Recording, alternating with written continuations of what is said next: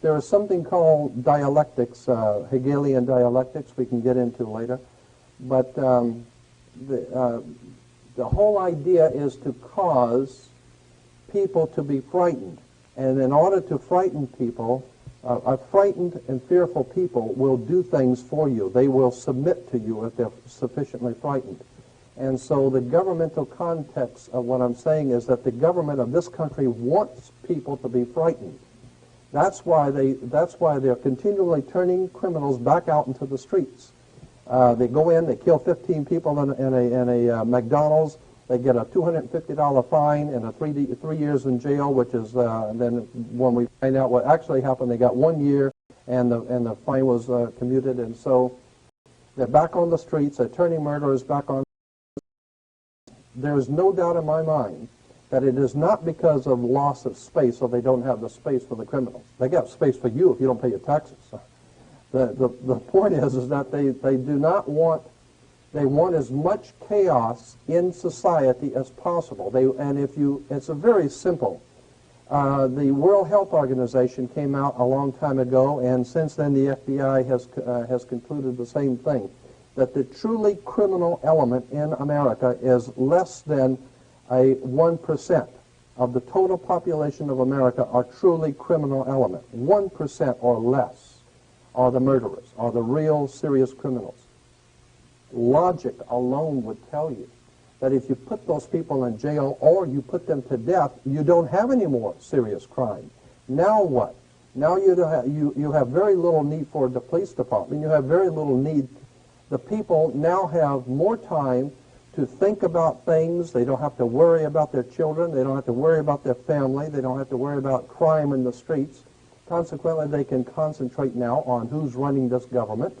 Now, how fair are the equitable are the laws, and so therefore it's better to keep people occupied. We've known that for a long time. That's why science, that's why politics is called political science. There is a method to controlling people. Politics is referred to as political science. It's a science. If you can keep people organized, keep people disorganized, frightened, fearful, broke, that's another thing. They want to keep you financially in a hole. Then people are subservient to you. You do not want people to become self-sufficient and have enough money that they don't have to listen to you.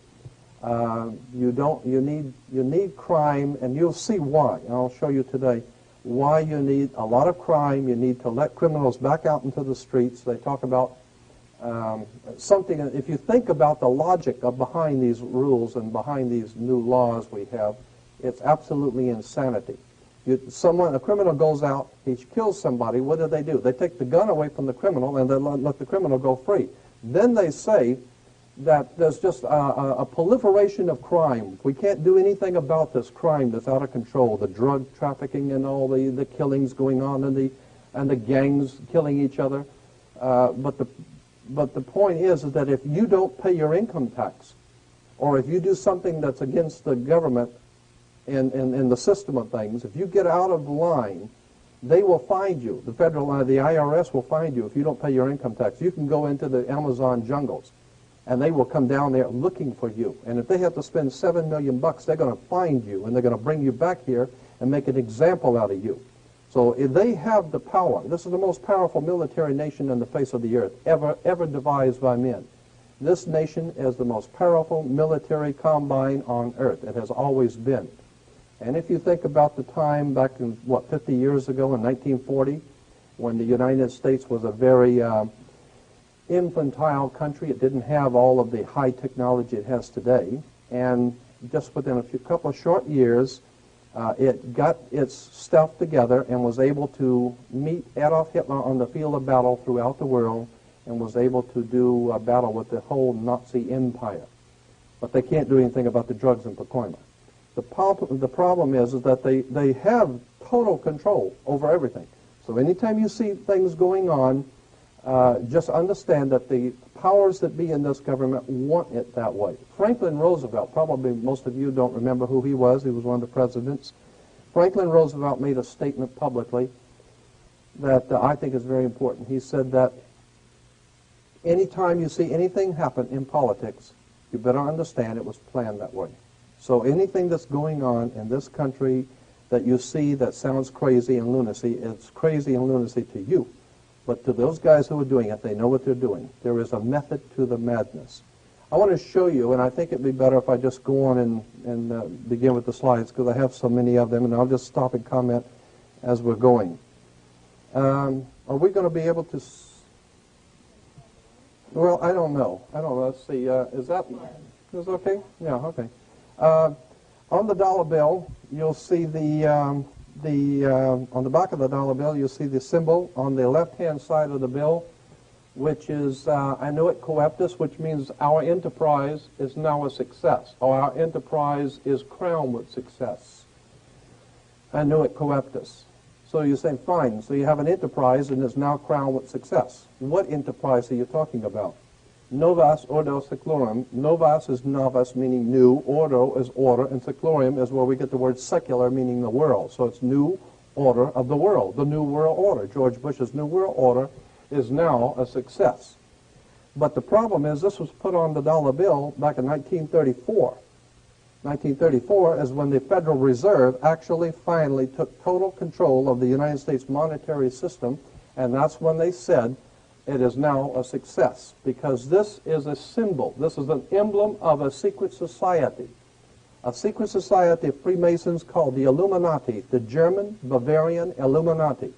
They were a secret society founded in the south of Germany. They were called the Illuminati, the illuminated ones, the enlightened ones.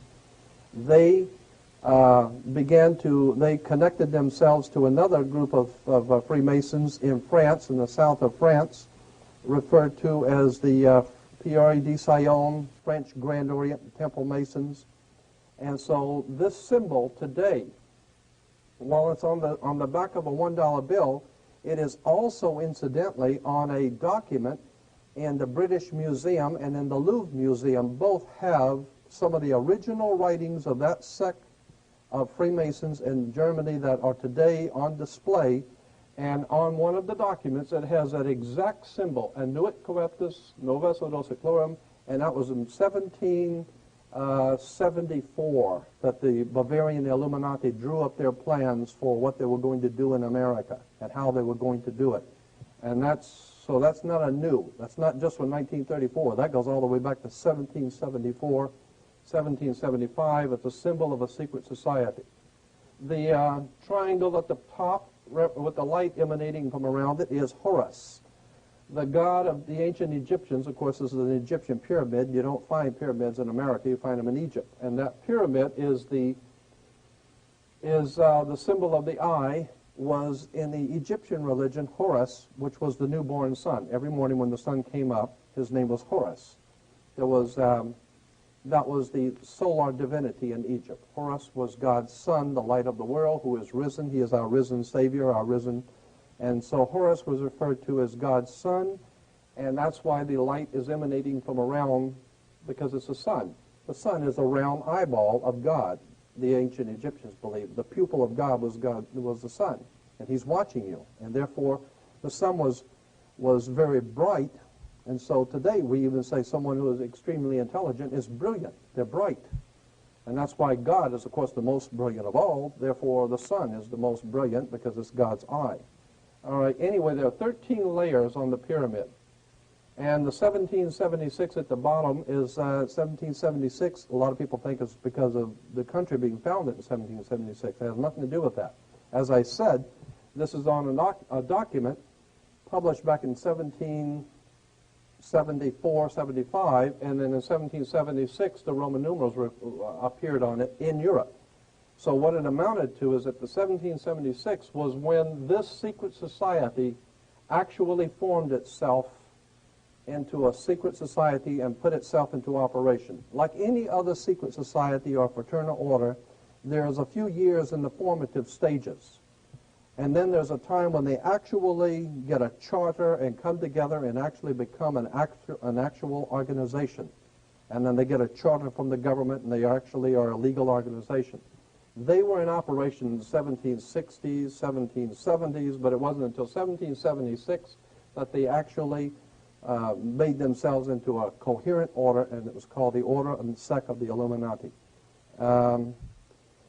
They were the basis for what we call today in our country the Bavarian Illuminati was the basis for what today the Colombian faction. The Colombian faction of the Illuminati here right after this was formed, and that's where we get today Columbia Movies, Columbia Television, Columbia University. As a matter of fact, Columbia TV, Columbia Broadcasting System, CBS. What is the symbol for CBS? It's the all-seeing eye, CBS. It's the Colombian faction of a secret society that calls themselves the Colombians, and that's why our government is in the District of Columbia, because these guys own our government. They print our money, and they own not only the government, but they own you. You are their property. As a matter of fact, when you're born, your birth certificate, on the bottom of the birth certificate, it says the Department of Commerce. It is a property of the Department of Commerce because you are nothing more than a piece of commercial material. That's why if you're out of work, you don't go to the unemployment office, you go to the office for, what is it called, human resources, because you're just a human resource. So, in other words, these guys print the money, they run the country, and they own you, and they own everything around it. And so they make the laws, and that's why they can decide who can kill who, and who can get away with who, and who can get away with whatever, because they make the laws and they decide, all right? The new order of the world, our enterprise is now a success. As I said to you before, there are 13 layers of this pyramid. There are 13 letters in Enocoeptus. We'll get into that, all of this symbolism later. But 13 is a very important number to this secret society. There are 13 stripes. There are 13 stars here, which make up the Star of David. The 13 berries, there are 13 leaves, 13 arrows. There are 32 feathers here and 33 feathers there. Everything is done in sequence of 13 because 13 is an unlucky number. That's why we say 13 is an unlucky number, because the reason why we say it's unlucky is because it is a divinely inspired number. It has to do with God in the heavens, and therefore it's unlucky for you. And it's not supposed to be used by you. 13, of course, is based on, this is what we call Masonic symbolism. Freemasons designed this dollar bill. Everything is done in sequence of 13, and again, I draw your attention to the fact that you have 13 stars here, which collectively make up the Star of David. There's a reason why. Here on the dollar bill, just to show you how clever these guys are and how crafty they are, the dollar bill, you'll see this little image right here. I think I can make this is just a large an enlargement. This is an enlargement from a photocopy machine, so it's not really that clear. But if you blow it up from an actual photograph, you'll see it as it's a little owl. It's a symbol of the Bohemian Society. The Bohemian Society meets in California on the last 2 weeks of July of every year. The Bohemian Society is another secret society that was spun off of a larger secret society. The Colombians have a little fun club that they meet for 2 weeks out of the year in Northern California, and they're called the Bohemian Society. They meet in something called the Bohemian Grove. I have pictures, which I don't have with me tonight, but I'm going to have on my next lecture, showing all of the presidents, all of the living presidents, excluding the new one, but all of the living presidents at the Bohemian Grove in Northern California, and they're all wearing red and black Ku Klux Klan dress type of regalia, like the Ku Klux Klanners, with the pointed headdress and everything. And, I mean, that's quite a sight to see presidents dressed like Ku Klux Klan members, right? And they're standing in front of a big open pit of fire, and behind them is about a 20 to 25-foot owl behind them. And the article in Elm magazine and Time magazine, I've got 2 or 3 different magazines showing basically the same pictures. It says that the presidents meet with all of the heads of industry throughout the world, all of the heads of state throughout the world, and all of the most important wheeler dealers in this country, and they all meet up in Northern California, and they have rituals where they go before the owl after midnight. And then what a picture you got, with all the presidents dressed up like Ku Klux Klanners with black and red robes on before an owl. And these are your presidents of this country. And the reason why they chose the owl is because the owl is a symbol used in Europe by secret societies, because the owl is wise because it sees things in the dark. And the implication is, of course, that's why they are where they are, because they're very brilliant and they know things that you don't know. So they see things in the dark and they put their little owl on the dollar bill. It's just a clever little thing, but it shows you how these guys think. We get into Masonic symbolism. When you drive by a Freemasons, the Masonic Lodge, you'll see the square and the compass and then the G in the middle. The G is for not God. Everyone thinks it's for God. It's not. It's for geometry. Actually, it goes back even further than geometry. In 1717, it was stood for geometry. But the G has been used by secret societies as far back as ancient Greece, meaning the generative principle, the principle of generation, or principle in nature. And so, see that G, just remember it stands for geometry. Now, talking about geometry, here is a typical geometric figure of a three-ring square. The circle, the triangle, the square, all have Masonic and spiritual meaning, as you'll see. But here we have the square within the magic circle. Here's a Washington Monument from above, the square within the magic circle. Incidentally, the Washington Monument is the Egyptian obelisk, another, like the pyramid on the dollar bill, another Egyptian symbol, because what America is referred to by the secret societies throughout the world as the New Egypt. That's a term that is given to them in their given to America in their literature, the New Egypt, because our whole laws are based on the ancient magic of Egypt, the white and black magic. That's why your police cars have black and white cars, because it's the idea of black and white magic coming out of Egypt. And, these people who are running this country are really devious. But here we have the mystic star. I think I'm probably going to have to adjust each one. Here's the mystic star, to give you an example, is a seven-pointed star that's used in secret societies. You'll see it all over. Seven-pointed star. Here's the Masonic Orders of Fraternity. Again, you'll see it.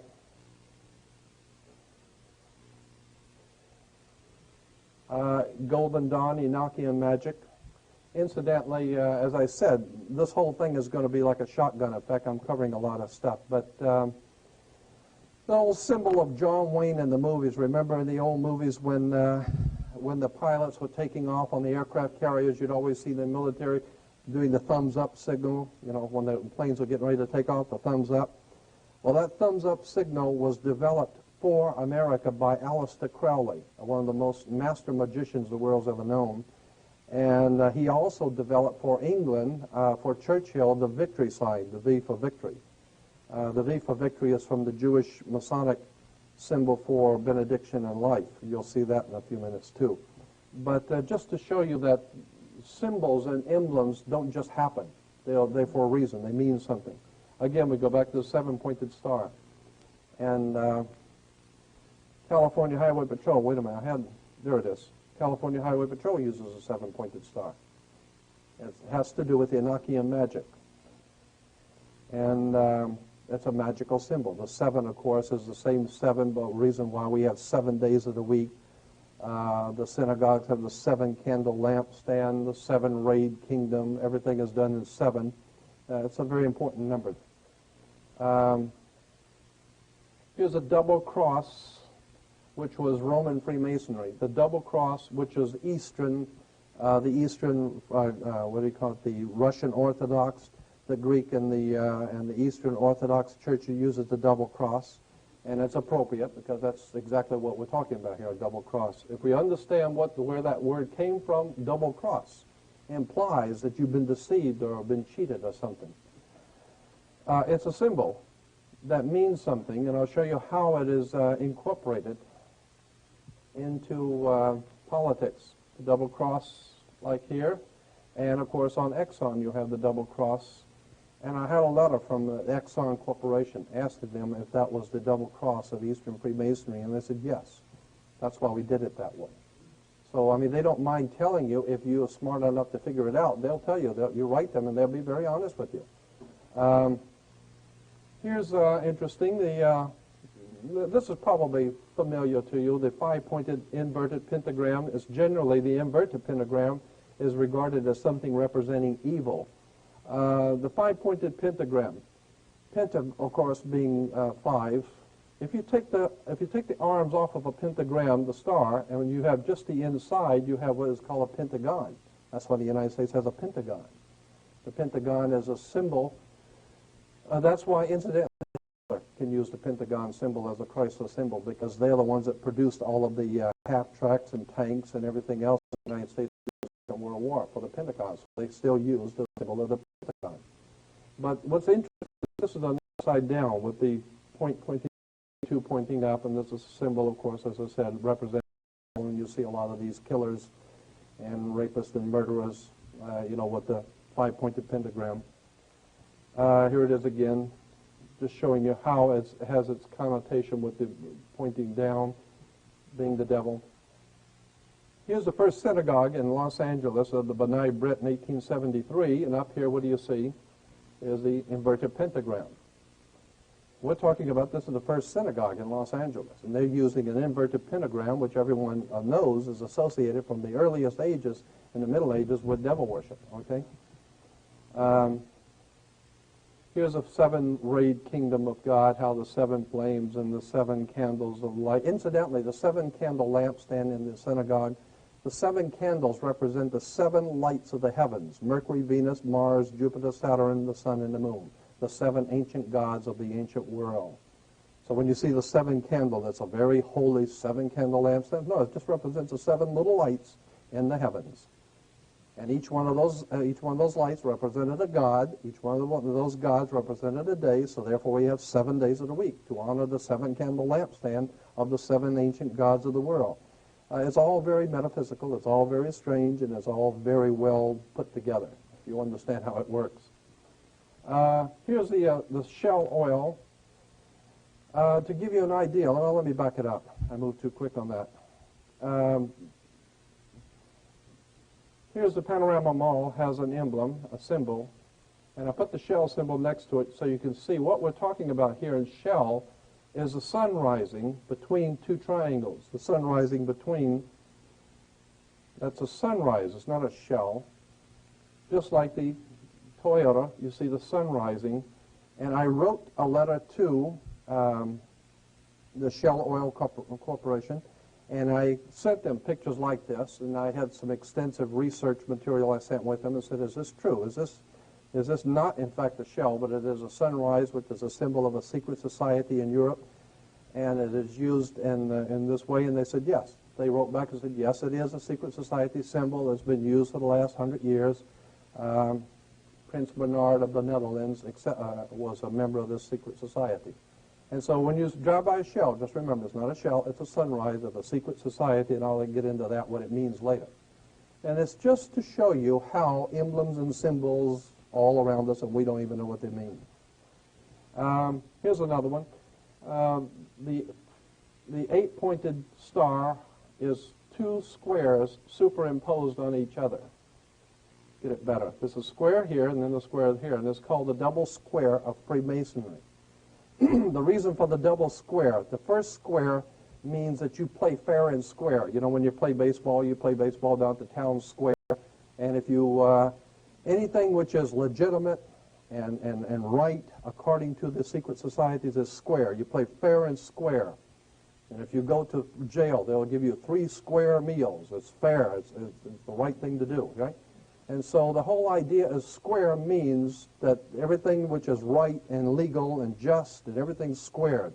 So that's why even in court they say, well, your testimony doesn't square with the facts. It's square means things which are right and correct. When you superimpose another square, the implications of the second square, which you will see, means disorder. It's the intertwining of both order and disorder, meaning that you have the power over what is right and correct, and you also have the power over disorder and things which are not right and which are not correct. And so the same people control both chaos and order. Incidentally, that's why you have, well, I better not get into that because that's going to come up in a minute. Here it is again, the double square Freemasonry. The chevron. Chevron oil is actually the double square Freemasonry. See, this is two squares. Oh, wait a minute. This is two squares. What this chevron is, and that's the word chevron. You'll see on the military, the police wear them on their arms, and the military wears the insignias of power. They're called chevrons because they are squares. It's a box. That's a box, and this is a box, and this box is sitting on top of that box. And if you draw a line, you know, for a triangle back here, you'll see it's two square boxes sitting on top of each other. It's referred to as the double square or the chevron of Freemasonry, the double square of Freemasonry, okay? And so it implies that the powers that be in this world have both control over revolution, trouble, anarchy, and they have control over good government and over righteous government. So they can do whatever they want. You want to have a good government or bad government, they can do the same. They can do whatever they want because they got the money and they got the power. Here in England, of course, it's more appropriate in England, is the double square Freemasonry in London at the Parliament. It even says the octagonal Central Library in London has the double square Freemasonry. And of course, I think it's appropriate because they do, in fact, finance and organize and direct all kinds of bloodshed and violence all over the world is being organized, directed, and financed by the United States government and the British government together. Britain and America are the reason for the violence and the chaos that we're seeing throughout the world today. In Yugoslavia, it's all been planned. This is all part of something that the United States is doing in the Middle East right now, and Yugoslavia is going to pay for it. Again, we have the double square. All right. Here is the double square Freemasonry worn by the Queen. And this square is, the Masonic square is referred to as the Knights of Malta square. This one is the British square Freemasonry. The Knights of Malta, you'll see it's like four little triangles coming together, but they don't actually have a point in the middle. It's just a round or a nothingness in the middle. You'll see that again in Arco, where the four little points come together, but nothing in the middle. The Knights of Malta is, the square of Knights of Malta is the pyramid from the top, looking down on the pyramid of Egypt without the capstone. That's because, remember, on the dollar bill, the capstone is not connected to the body of the pyramid. So here is flying over the top of the pyramid, looking down on the Great Pyramid, you don't have a point because the chief cornerstone is not on the pyramid. Actually, and I just threw this in, I don't know why, but I did. Here's Under Life in Fascism. I wanted to make the point about political symbols. We hear a lot of people talking on radio and television about fascism and how bad the fascists are and fascism this and fascism that. Well, in most cases, fascism or fascists have come to power after the nation has suffered an economic collapse. Are we having problems economically or what? Right? A military defeat, Vietnam, and some other disaster. The wins mass support by promising to revive the economy and restore national pride. And that's exactly what the government's saying today. They need to restore national pride. Get Clinton in there to be president. And no one seems to realize Bill Clinton, as a Rhodes Scholar, trained in England and London, England, and Oxford University, bought and paid for by the Rockefeller Foundation, financed and organized his education. He is nothing more than a yes man for the power elites in this country. They want another Kennedy because he looks good. Personal liberties are severely limited under a fascist government, which is, I'm saying that's what we have here. And the government also controls newspapers, radio, and other means of communication. That's why I'm not on nationwide television, right? And it issues propaganda to promote its policies, and boy, this government does that. Let's see. Oh, yeah, wait a minute. This is interesting. A secret police force crushes any resistance. I like the word crush because that's what they do. You get in their way, they come out and beat your brains out, right? So here is a symbol of fascism. I thought I had one. Yeah, here it is. The French fascism. This is the symbol for fascism. A bundle of sticks with a hatchet head. Here is a Here's another. Incidentally, you always see the red shield. In England, the story of Robin Hood. Robin Hood comes from Robin Hood. Always in the movie Robin Hood, which Errol Flynn played in. At the very beginning, Errol Flynn is standing behind a red shield. He's standing here. It says Robin Hood. Why? Because the red shield is German for Rothschild. The Rothschilds of England were a German Jewish family in England who took over the Bank of England and took over 5 other banks in Europe and became known as the Rothschild banking dynasty of the world, the richest banking dynasty on earth, okay? Rothschild in German. Roth is red and shield is flag or a shield. So Rothschild is red shield. And red shield, everybody in Europe knew that the Rothschilds were the biggest bunch of thieves and thugs the world ever known. Oh, sure, they're very wealthy banks, but nonetheless, these are just high-class thugs. And so they were called hoods. We get the word hoods. They went around the world robbing, and that's why they're called Robin Hood. Is the hood that was robbing people in the Sherwood Forest, and that's where the home of the Rothschilds was, in the Sherwood Forest, the Robin Hood, with the red shield Rothschild, and one of the symbols was the fasci, or this is a symbol for world fascism. And fascist was an authoritarian political movement that developed in Italy, several other European countries in 1919.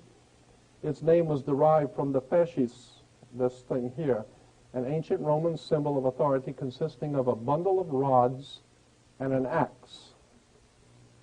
That's incidentally why we had Axis powers in the Second World War. Here's the bundle of sticks with the axe, and this is on an American symbol. This is on the back of the dime, the symbol for fascism on the back of the American dime. There it is. I mean, this is a fascist country. And it says fascism is a dirty, evil government that takes over and controls the people. Well, of course it does. That's what's happening to us. We've been taken over and controlled by fascists. And why? And here it is, the President of the United States standing here giving a State of the Union message, and what's on each side of him? The fascists. This is in the Congress.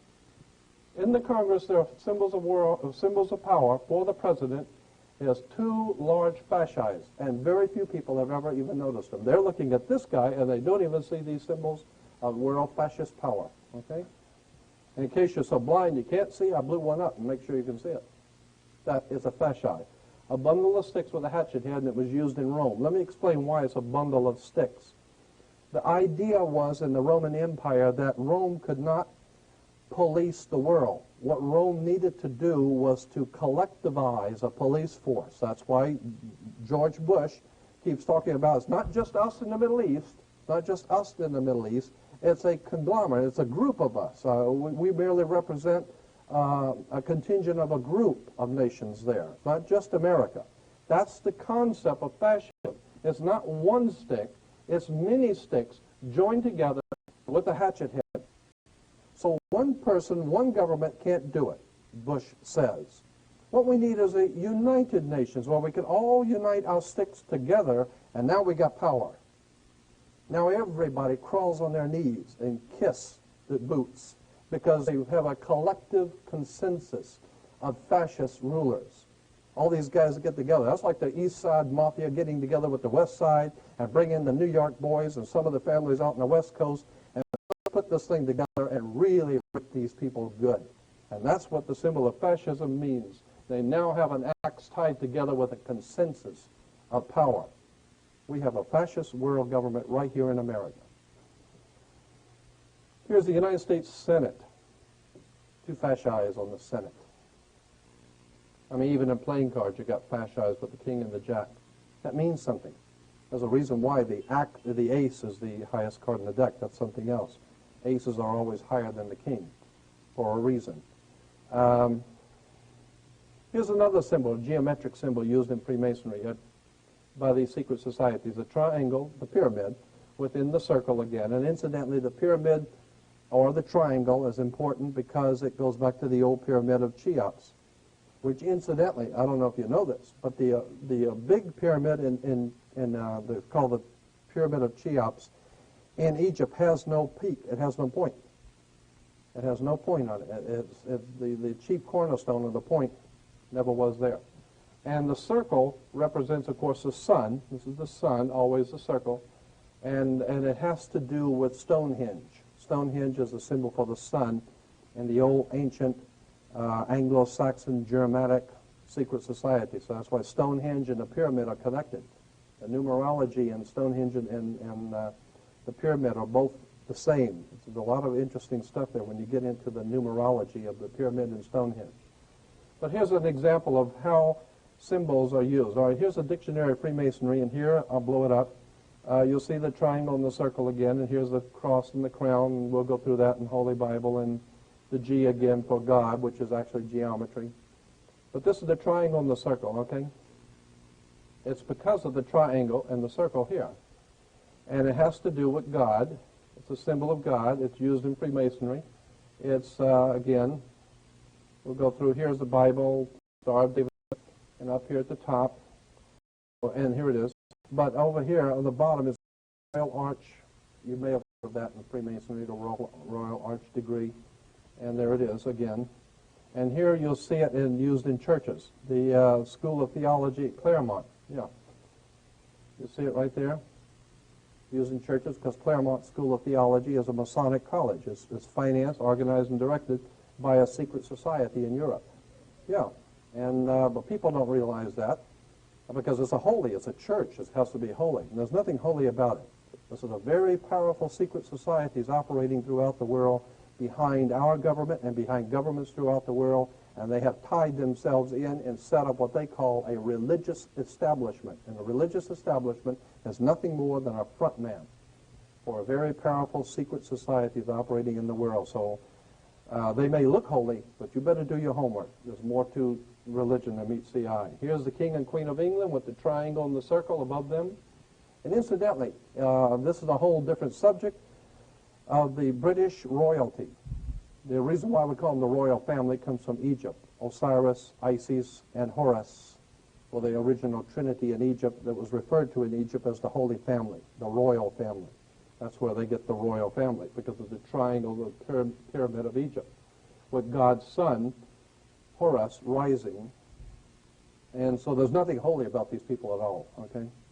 And when the King of England, interesting, when the King of England becomes king, the Archbishop of Canterbury, like we have our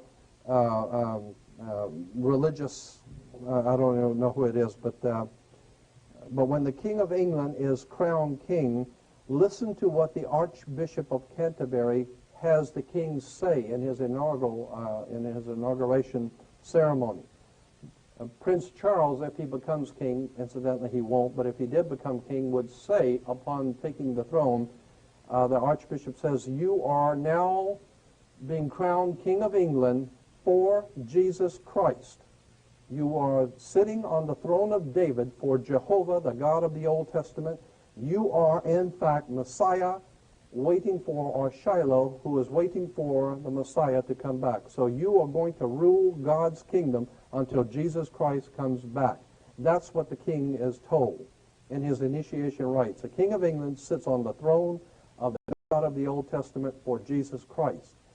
He represents God's kingdom. And of course we understand that God's kingdom is going to unite the world in some wonderful paradise condition, and therefore the England is referred to as the United Kingdom.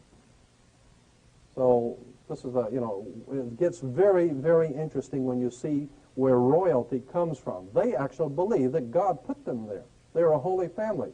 But the whole thing is based on Egypt, pyramids, triangles. Give you an idea, El Salvador has the triangle, and they have the circle and triangle. Incidentally, let me go back here.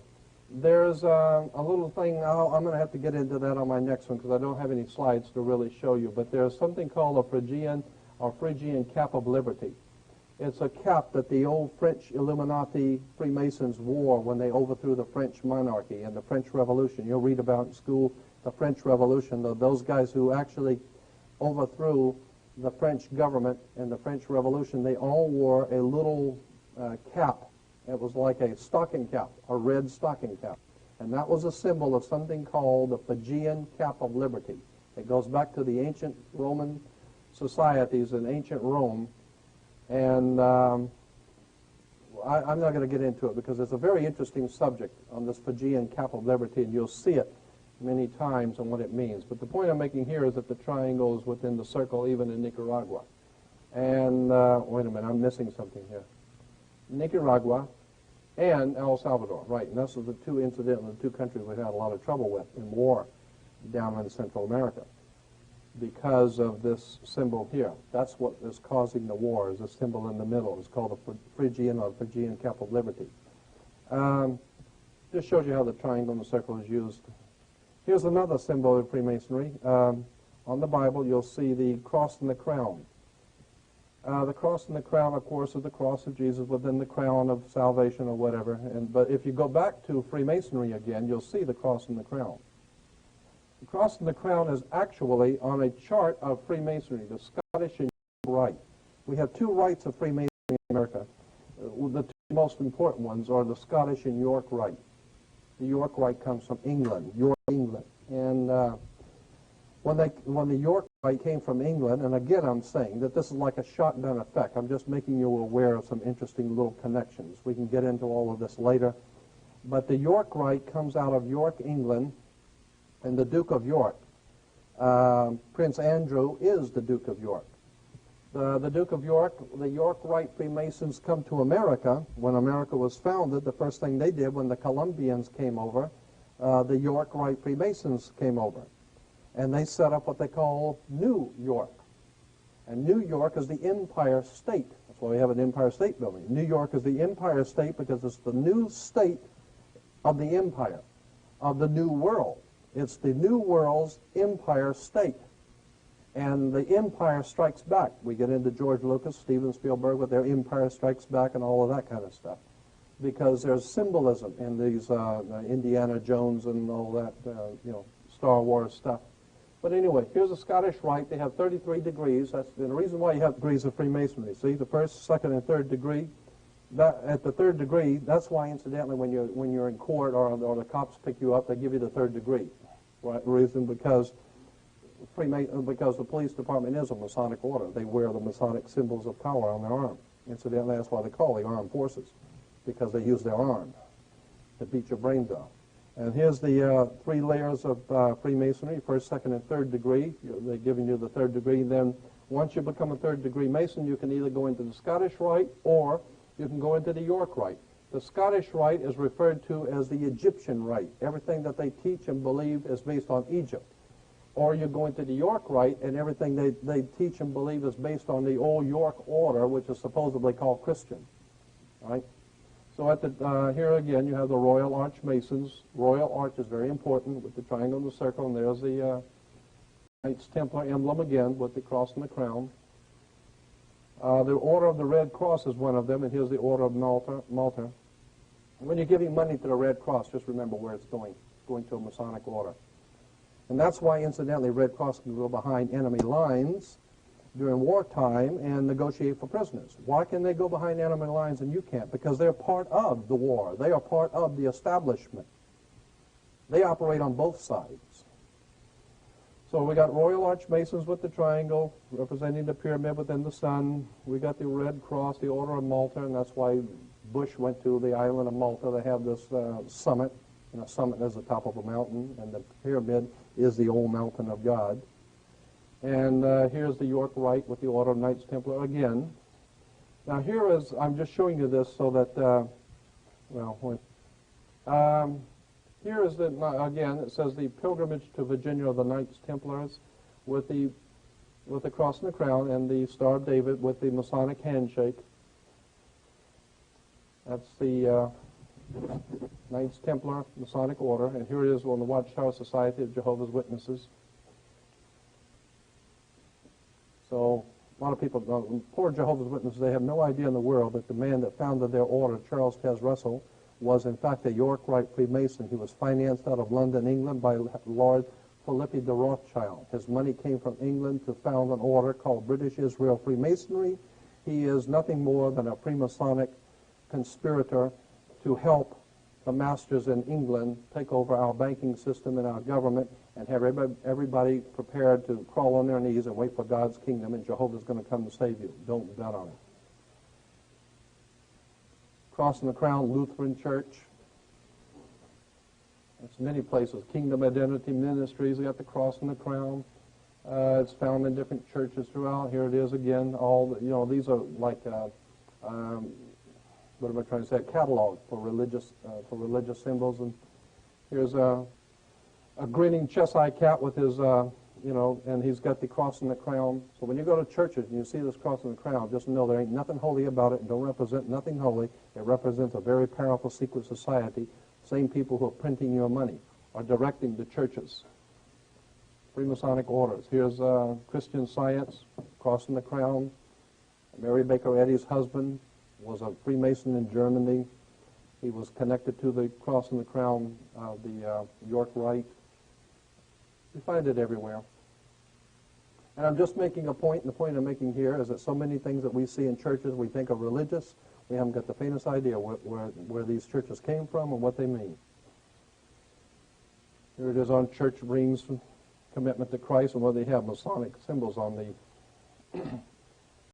Anyway, here's right here in Pasadena, the Methodist Hospital right over here, we're walking distance. Methodist Hospital, Southern California, Masonic emblems from Europe with the cross and the crown. And they're called, those Freemasons who are operating out of hospitals are referred to as Knights Hospitallers. They are the Knights Hospitallers. They are the ones that have control over the health in America. The American Medical Association, the American Health Associations, hospitals come under Knights Templars, or what they call Knights Hospitallers.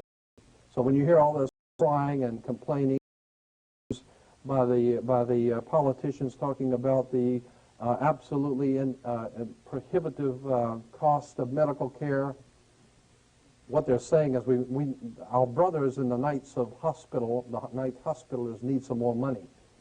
So they're jacking up everything. We're being had. We're being had by some very powerful secret societies that control our very life.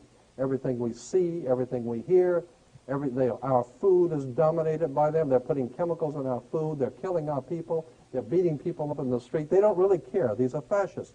They don't care a thing about you or anybody else. They have only one thing in mind, and that is the direct control over the human race. It's called the New World Order. Here's a community Bible church over in Van Nuys, off of Van Nuys Boulevard. Incidentally, you'll see pyramids all over it and triangles. And here's the front. And inside, you can't see it too well. I got to do a better picture of that. But anyway, it's the cross and the crown. Santa Anita Apostolic Church, cross and the crown. It's right here on the Santa Anita Boulevard. Here's another one. This is over here on Colorado Boulevard in Pasadena. It's I think it's a Presbyterian church or a Methodist, I'm not sure. Inside, here it is again. And so when people see all of this, it looks very holy. What you don't understand is that this comes from the Middle Ages. These are symbols out of the Middle Ages of secret societies of Freemasons. This are Freemasonic emblems, the colors. There's a reason for the blue. There are a reason for colors. There's a reason for the symbols. It hadn't got a thing to do with the Lord. It hadn't got anything to do with anything that's holy. These symbols come out of the Middle Ages, out of Germany and France and Spain and England.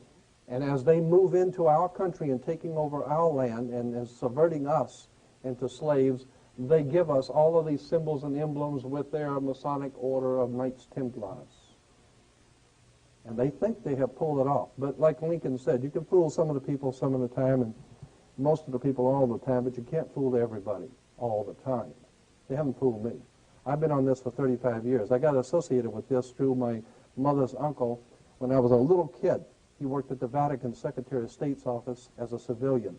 And every 3 or 4 years, he'd come home and talk about all of this stuff. So I grew up listening to this.